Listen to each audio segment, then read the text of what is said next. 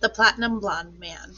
There was no doubt in Matilda's mind that this latest display of foulness by her father deserved severe punishment, and as she sat eating her awful fried fish and fried chips and ignoring the television, her brain went to work on various possibilities. By the time she went up to bed, her mind was made up. The next morning she got up early and went into the bathroom and locked the door. As we already know, Mr. Wormwood's hair was dyed a brilliant platinum blonde, very much the same glistening silvery color as a female tightrope walker's tights in the circus. The big dyeing job was done twice a year at the hairdresser's, but every month or so in between Mrs. Wormwood used to freshen it up by giving it a rinse in the wash bin with something called platinum blonde hair dye extra strong. This also served to dye the nasty brown hairs that kept growing from the roots underneath. The bottle of platinum blonde hair dye extra strong was kept in the cupboard in the bathroom, and underneath the title on the label were written the words, "Caution, this is peroxide, keep away from children." Matilda had read it many times with fascination. Matilda's father had a fine crop of black hair, which he parted in the middle and of which was exceedingly proud. "Good strong hair," he was fond of saying, "means you have good strong brain underneath." "Like Shakespeare," Matilda had once said to him. "Like who?" "Well, Shakespeare, Daddy." "Was he brainy?" "Oh, very, Daddy." "He had masses of hair, did he?" "He was bald, Daddy." To which the father had snapped, "If you can't talk sense, then shut up."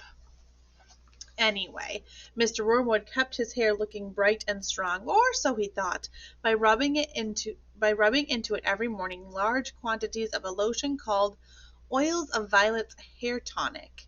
The bottle of this smelly purple mixture always stood on the shelf above the sink in the bathroom alongside the toothbrushes, and a very vigorous scalp massage with oils of violets took place daily after shaving was completed. This hair and scalp massage was always accompanied by loud masculine grunts and heavy breathing and gasps. "Ah, that's better," and "That's the stuff, rub it right into the roots," which could be clearly heard by Matilda in her bedroom across the corridor. Now, in the early morning privacy of the bathroom, Matilda unscrewed the cap of her father's oil of violets and tipped 3/4 of the contents down the drain. Then she filled the bottle up with her mother's platinum blonde hair dye extra strong. She carefully left enough of her father's original hair tonic in the bottle so that when she gave it a good shake the whole thing still looked reasonably purple. Then she replaced the bottle on the shelf above the sink, taking care to put her mother's bottle back under the cupboard. So far, so good. At breakfast time, Matilda sat quietly at the dining room table eating her cornflakes. Her brother sat opposite of her with his back to the door, devouring hunks of bread smothered with a mixture of peanut butter and strawberry jam.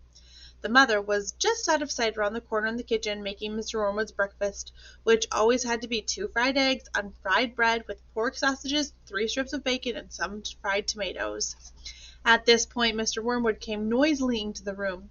He was incapable of entering any room quietly, especially at breakfast time. He always had to make his appearance felt immediately by creating a lot of noise and clatter. One could almost hear him saying, "It's me, here I come, the great man himself, the master of the house, the wage earner, the one who makes it all possible for all of you, the rest of you, to live so well. Notice me and pay your respects." On this occasion he strode in and slapped his son on the back and shouted, "Well, my boy, your father feels he's in for another great money-making day at the garage.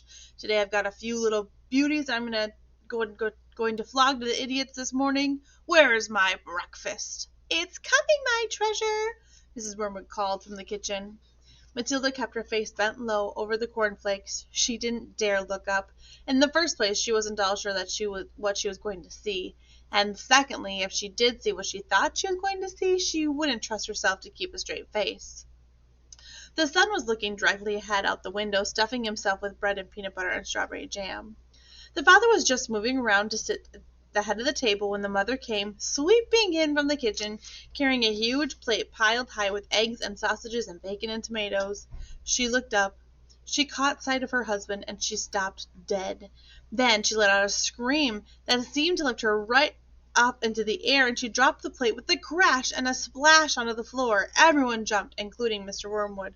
"What the heck is the matter with you, woman?" he shouted. "Look at the mess you've made on the carpet." "Your hair!" the mother was shrieking, pointing a quivering finger at her husband. Look at your hair! What have you done to your hair? What is wrong with my hair, for heaven's sake? He said. Oh my God, Dad, what have you done to your hair? The son shouted. A splendid, noisy scene was building up nicely in the breakfast room. Matilda said nothing. She simply sat there admiring the wonderful effect of her own handiwork. Mr. Wormwood's fine cropped black hair was now a dirty silver, and the color this time of a tightrope walker's tights that had not been washed for an entire circus season. You've dyed it, shrieked the mother. Why did you do it, you fool? It looks absolutely frightful. Oh, it looks horrendous. You look like a freak. What the blazes are you talking about? The father yelled, putting both hands in his hair. I most certainly have not dyed it. What do you mean I've dyed it? What's happened? Or is this some sort of stupid joke? His face was turning pale green and the color of sour apples. You must have dyed it, Dad, the son said. It's the same color as Mum's, only much dirtier looking. Of course he's dyed it, the mother cried. It can't change color all by itself. Why on earth are you trying to do? Make yourself look handsome or something? You look like someone's grandmother gone wrong. Give me a mirror, the father yelled. Don't just stand there shrieking at me. Give me the mirror. The mother's handbag lay open on the chair at the other end of the table. She opened the bag and got out a powder compact that had a small round mirror on the inside of the lid. She opened the compact and handed it to her husband. He grabbed it and held it before his face, and in doing so spilled most of the powder all over the front of his fancy tweed jacket. Be careful, shrieked the mother. Now look what you've done. That is my best Elizabeth Arden face powder.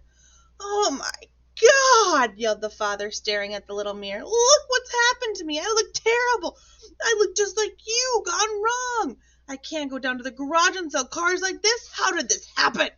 He stared around the room, first at the mother, then at the son, and then at Matilda. How could it happen? He yelled. I imagine, Daddy, Matilda said quietly, that you weren't looking very hard and you simply took Mummy's bottle of hair stuff off the shelf instead of your own? Of course that's what happened, the mother cried. Well, really, Harry, how stupid can you get? Why didn't you read the label before you started splashing that stuff all over you? Mine's terribly strong. I'm only meant to use 1 tablespoon of it in a whole basin of water, and you've gone and put it all over your head. It'll probably take some of your hair off in the end. Oh, is your scalp beginning to burn, dear? You mean I'm going to lose my hair? The husband yelled. I think you will, the mother said. Peroxide is a very powerful chemical. It's what they put down in the lavatory to disinfect the pan, only to give it another name. What are you saying? The husband cried. I'm not a lavatory pan. I don't want to be disinfected. Even diluted like I use it, the mother told him. It makes a good deal of my hair fall out, so goodness knows what's going to happen to you. I'm surprised that you take off the whole top of your head. What should I do? Tell me quick before it starts falling out, Matilda said. I'd give it a good wash, Dad, if I were you, with soap and water, but you'll have to hurry. Will it change the color back? The father asked anxiously. Of course it won't, you twit, the mother said. Well, then what do? I can't go around looking like this forever. You'll just have to dye it black, the mother said. But wash it first, or there won't be anything there to dye.